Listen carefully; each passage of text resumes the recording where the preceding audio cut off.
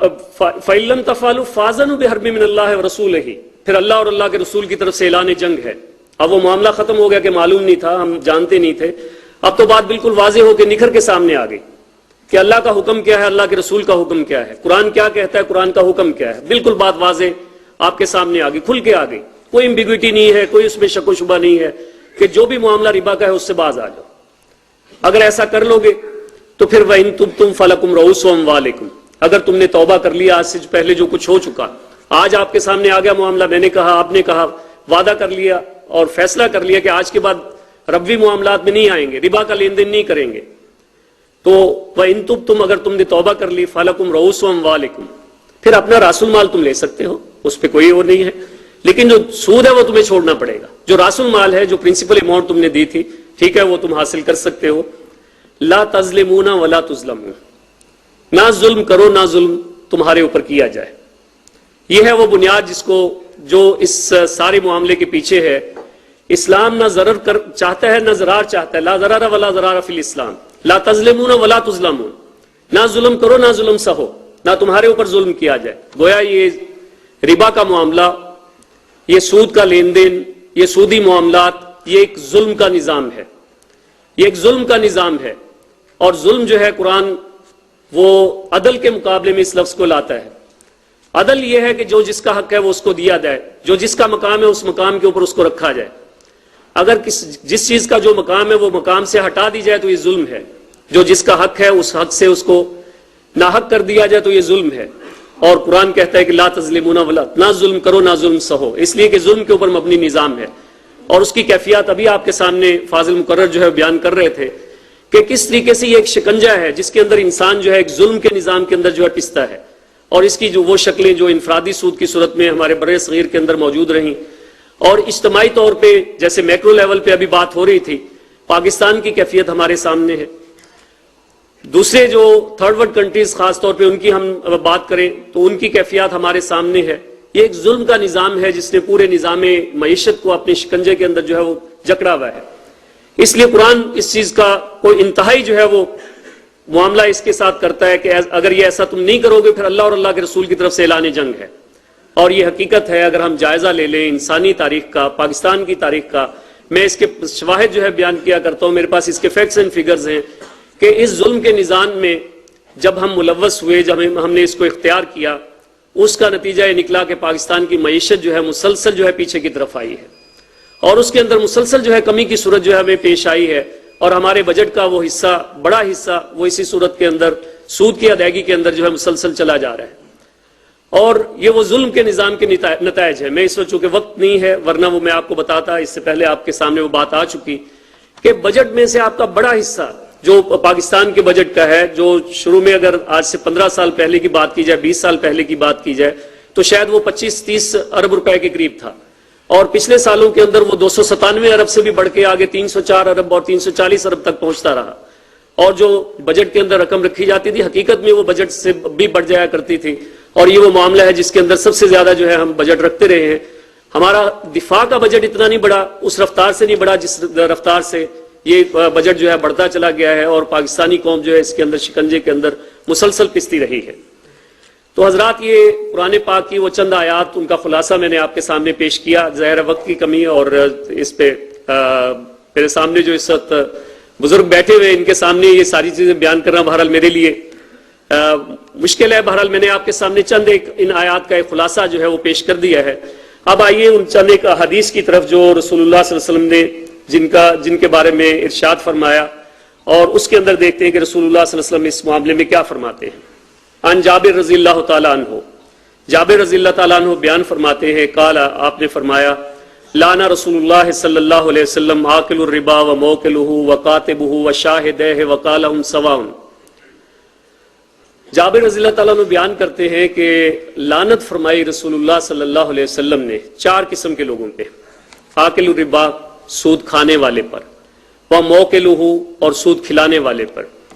وکاتبہ، اور اس کی کتابت کرنے والے پہ، جو بھی اس کا معاملہ لکھنے والا ہے شخص ہے، وکاتبہ، اور چوتھا جو ہے، جو چوتھے میں 2 قسم کے افراد، جو 2 افراد کم از کم اس کے اندر شامل ہوں گے۔ عام طور پہ جو کتابت کا معاملہ اور اس کے اوپر وٹنس ہوتی ہے وہ دو افراد کی گواہی ہوتی ہے، وہ شاہدہ ہے، اس لیے رسول اللہ صلی اللہ علیہ وسلم نے فرمایا اس کے اوپر گواہی دینے والے دونوں افراد پر۔ تو گویا 4 قسم کے افراد ہیں، عاقل، موکل، کاتب اور شاہدین۔ تو گویا 4 قسم کے لوگ ہیں جن کے بارے میں رسول اللہ صلی اللہ علیہ وسلم نے ان کے اوپر لعنت فرمائی۔ وقال ہم سواؤن، اور فرمایا کہ یہ برابر ہیں اپنے جرم کے، یہ جو جرم وہ کر رہے ہیں اس میں کسی کا جرم کسی دوسرے سے کم نہیں ہے، چاہے وہ سود کھانے والا ہے یا کھلانے والا، وہ لکھنے والا ہے یا اس کے اوپر گواہی دینے والا۔ یہ چاروں قسم کے لوگ جو ہیں اس کے اندر، اس گناہ کے اندر جو ہیں برابر کے ملوث ہیں، اور کوئی بھی کسی دوسرے سے کم نہیں ہے۔ اس کے بعد ان عبداللہ بن حنظلہ رضی اللہ تعالیٰ عنہ، جن کا لقب ہے غسیل الملائکہ، جنہیں رسول اللہ صلی اللہ علیہ وسلم نے غسیل الملائکہ کا لقب دیا، قال، وہ فرماتے ہیں قال رسول اللہ صلی اللہ علیہ وسلم، رسول اللہ صلی اللہ علیہ وسلم نے ارشاد فرمایا، درہم ربا یاکلہ الرجل وہو یعلم، سود کا، ربا کا 1 درہم جو ایک آدمی کھاتا ہے اور وہ جانتا ہے، وہو یعلم، اور وہ جانتا ہے کہ یہ سود ہے، اسے پتہ ہے یہ ربا ہے، وہو یعلم، اشد من 36 زنیہ، وہ زنا کے معاملے سے بھی 36 گنا زیادہ بڑے گناہ کا مرتکب ہو رہا ہے، او کما قال صلی اللہ علیہ وسلم، زنا سے بھی 36 گنا زیادہ اس کا جو ہے وہ گناہ جو ہے فرمایا۔ اور اسی طرح کی ایک حدیث حضرت ابو ہریرہ رضی اللہ تعالیٰ عنہ سے روایت ہے، حضرت ابو ہریرہ رضی اللہ تعالیٰ عنہ روایت کرتے ہیں کہ رسول اللہ صلی اللہ علیہ وسلم نے فرمایا کہ سود کے 70 حصے ہیں، 70 اجزاء ہیں، سود کے 70 اجزاء ہیں،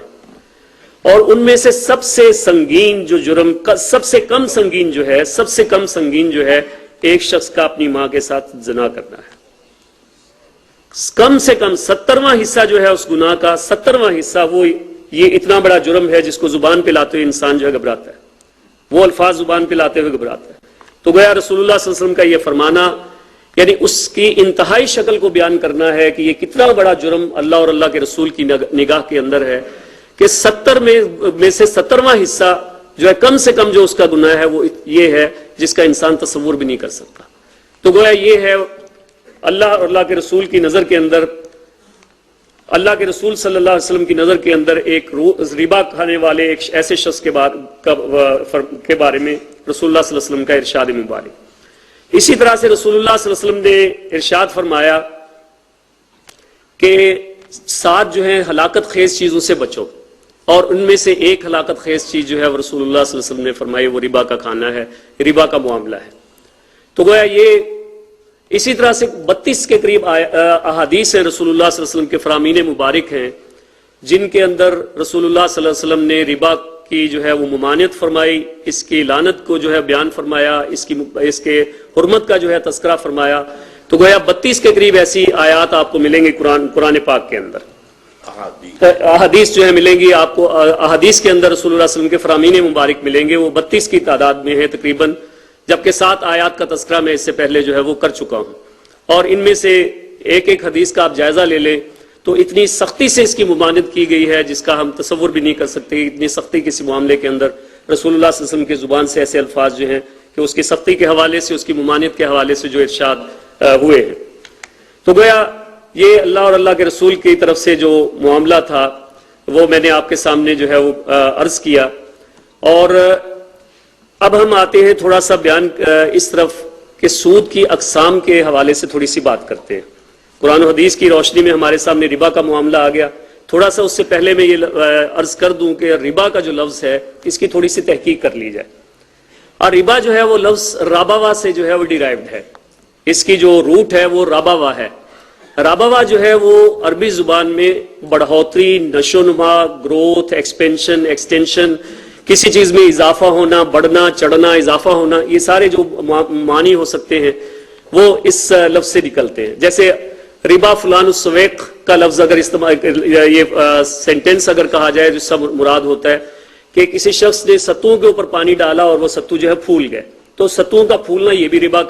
ایک طرح سے یعنی اس کے اندر اضافہ ہونے کو ظاہر کرتا ہے۔ اسی طرح سے ایک شخص جو ہے ٹیلے کے اوپر چڑھا، اس کے لیے جو لفظ استعمال کیا جاتا ہے اس کے اندر بھی یہ ربا فلان الرابیہ، ایک شخص جو ہے وہ رابیہ کے اوپر یعنی ٹیلے کے اوپر چڑھا، تو ٹیلے کے اوپر چڑھنا اس کے لیے بھی لفظ گویا بڑھنا، چڑھنا، اضافہ ہونا، پھیلنا، تو یہ سارے معنی جو ہیں وہ اس کے اندر آتے ہیں۔ لیکن یہاں پہ رک کے آپ یہ دیکھ لیجئے کہ ہر قسم کا اضافہ اور نشو و نما اور بڑھوتری جو ہے وہ اللہ اور اللہ کے رسول کی نظر میں ممانعت اس کی نہیں ہے.